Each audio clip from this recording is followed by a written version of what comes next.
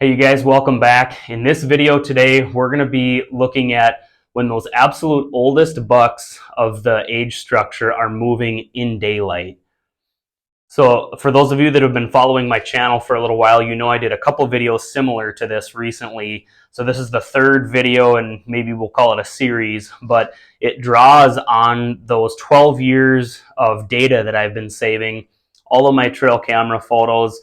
For the past 12 years, I've saved them and put them on external hard drives, and I just save each year's on there and keep building on it. But it's using that same block of data, and in this video, we're specifically trying to isolate those bucks that I believe are 4 years old and older.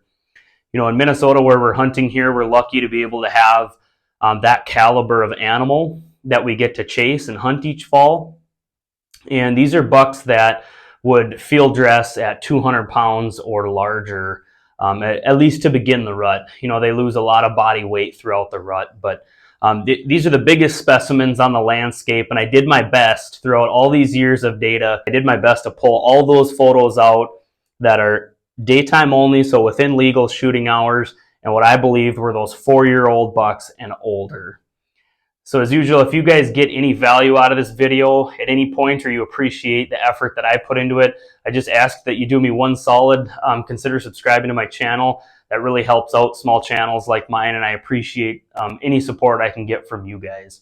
So similar to my last couple of videos where we were looking at this data set, just to remind, some of the viewers are new here, any photos that I used as part of this data set are from my public land hunting areas. Some of those areas have high hunter pressure, others have low hunter pressure, but kind of the key theme here is I didn't use any photos that are directly over a food plot or a bait pile or anything like that. Here in Minnesota, it's not legal to bait anyways, so I just wanted you guys to be clear on kind of the areas and the type of photos and deer that we're targeting here with these photos that I used in my data set, the type of hunting scenarios as it may apply to you guys in your given areas. So it's that predominantly big woods, heavily forested, public land locale that these trail cameras are in. You know, as far as how big is this data set, to give you guys a sense, I added it up and divided by 12, and I ended up with about 25 photos. So we got about 25 data points. It's not that much, so it's a relatively small data set, but that averaged out to about 2 bucks per year that I had on camera that I believed were 4 years old and older. You know, some years I had 3 or 4, and then other years I had 1 or none. And so it averaged out to be about 2 bucks per year that I believe were in that top triangle of the age structure. So taking a look at the data set, this is how the numbers landed right here. You can see down at the bottom of this graph, we have the dates. So you can see kind of the later part of October there, and then ranging into early, mid, and late November. The bars represent the frequency of daylight buck sightings that I got on those dates. And to be honest, I was a little bit surprised when I first saw this distribution of data. For some reason, in my head, I was thinking that we were going to see a large spike in 4-year-old buck and older movement in the daytime, kind of in that November, I'll say 13th through 17th, 18th, kind of that middle part of November. We've shot some real old age class bucks at our deer camp in that date range. I've had a couple encounters myself, and that's what I was expecting, but I was surprised to see when I looked at this data set that it actually looked like it was skewed maybe slightly heavier towards that last week of October, incredibly. You know, and I'll roll on I've been showing photos and videos, and I'll continue to do so throughout this video, of those bucks that I used for this data set. So the bucks that I'm showing you guys on the screen during this video are those that I counted towards my data set. Really interesting to see how many of those, how much of the data set is clustered into that last week of October. It's late October now, and I'm filming this video, so there you go, you guys. It's time to get out there, you know, especially like you look at that last week of October, at least in the area where I'm at, part of the country where I'm at up here in northern Minnesota. that's really an opportunity for you guys to try to connect on that oldest age class buck in your rut funnels on public land. As we look towards the middle part of the data set, the other thing that kind of struck me that I was surprised by was just how spread out this data is. I mean, it really kind of flatlines all through the first part of November. Now you might say, well, it's the issue is small sample size, and I think that is affecting us a little bit here with this graph. I wish I had a few more data points, but those oldest age class bucks, I had a lot more photos of them at night in my rut funnels.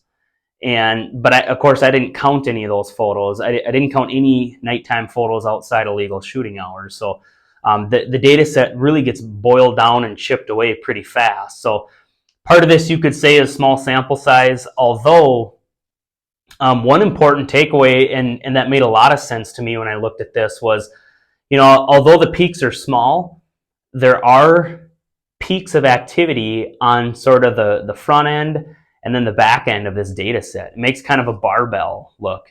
And that is what I was expecting. If you think about it, I've mentioned in other videos, and studies have been done here in Minnesota, and actually some of the studies come up with slightly different dates, but let's just say for all intents and purposes, the peak of the breeding here in northern Minnesota, the peak of the conception bell curve is that November 12th and 13th, okay? We can debate on, give or take a day, and it's a bell curve, right? So not every single doe in the whole state of Minnesota gets bred on November 12th. It doesn't work that way. It's a bell curve distribution of data. But I was expecting that as we got into that peak of the bell curve distribution, to see the number of buck photos go down. And that's kind of what we're seeing here with this barbell look.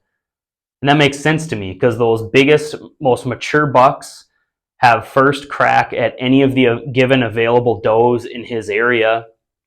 He's fighting off subordinate bucks, and he gets first chance to breed the best doe prospects in his area. So that made sense to me as those bucks come into, some guys call it lockdown or peak breeding or whatever you want to call it. It's all the same. It's just those bucks are now locked down or bedded with a doe quite a bit throughout the day. He's with her prior to coming into estrus, during peak estrus, and then they say they stay with them for up to 24 hours or a couple days after she comes out of estrus. So, maybe up to, they may spend 2-3 days with this doe, and that makes sense to me why we don't see a peak or a spike in big buck activity during that November 9th, 10th, 11th, 12th through the 14th, say, because that's that peak of the breeding bell curve. So that part of this data distribution made sense to me. So my takeaways on this data set that we're looking at here right now are, it's hard to draw any major conclusions from this. I mean, for all intents and purposes, it's really saying that last week in November, all the way through kind of mid into like 2/3 of the way through November, you're in the game. You could connect on one of those absolute oldest age class bucks during the day in daylight, really at any time. I guess that's one takeaway that I have from this data set, is there really is no golden time where you should cluster your vacation, early, late, central, something like that. You really got to be focused throughout the whole deer season. We'll jump right back to the video here in a second, but I just wanted to show you guys real quick how we've got all of our trees browse blockered up for the year now. They'll stay this way all through winter and the next spring, and then we'll take this off and reuse them in subsequent years. But if you're someone who's been looking for a way to stop deer browse on your young trees, these browse blockers flat out work, and it's a really low cost solution to protecting a whole bunch of trees. So if it's something that you think could help you out, just check them out at browseblocker.com. And you can learn a little bit more about them on the website. You can see how we've got even the lower branches down here protected by the netting. You can really protect this whole tree for a really low cost. When you go to check out, if it's something that you think might help you, just say that you saw this on YouTube, and we'll throw in 10 free clips and nets on top of whatever you order. The other takeaway is we are seeing those little spikes kind of bookending the start and the tail end of the breeding season. So if you are going to try to tip the odds in your favor, if you want to try to do something to improve your odds, focus on that last week of October and then, kind of that right immediately post peak breeding. Those are great times to be in the woods, so don't discount those. I mean, that first week in November tends to get all the attention and all the fanfare, and credit for the rut, the buck season. But man, don't discount that last week of October, and don't discount that middle part of November. You just might connect on the biggest bucks in your area during one of those two times. I hope you guys found this data helpful. Again, do me a favor, hit that like and subscribe, and then let me know down in the comments those dates when you guys tend to see your biggest bucks in your area. Good luck, you guys. Get after it. The rut is upon us. Have fun out there. Be safe, and I will catch you guys on the next video.